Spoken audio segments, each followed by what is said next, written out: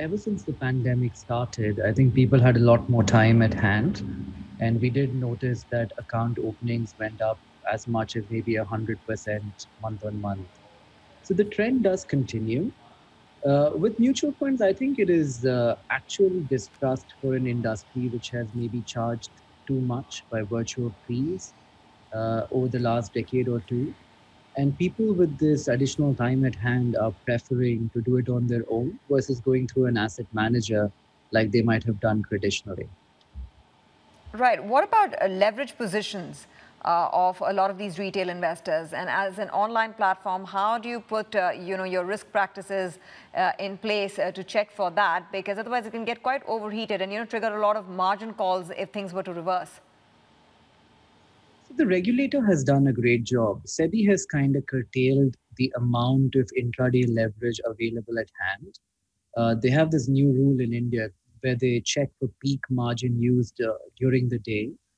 And leverage has been systemically brought down in the system over the last 12 months.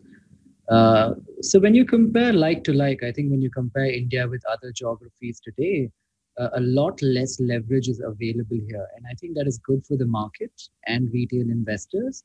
It will help retail investors stay more disciplined and systematic, and trade more profitably. Right. So you cannot have a scenario like GameStop in India. Is that what you're saying? Because the regulators are keeping a close eye. I think so. I think the regulators in India, surprisingly, I mean, they've done a tremendously good job when you were to compare it to, say, America, especially the SEBI and RBI. I think under the guidelines, under the tweaked guidelines, which have changed many times during the pandemic, it would be even harder, more so, possibly impossible for something like GameStop to happen in India. For those who, in other parts of the world, then, Nikhil, say that, oh goodness, the regulators need to step in to prevent situations like GameStop, which can leave the so-called little guy, the mum and dad retail investors burned, are they perhaps underestimating the sophistication of these so-called little guy retail investors?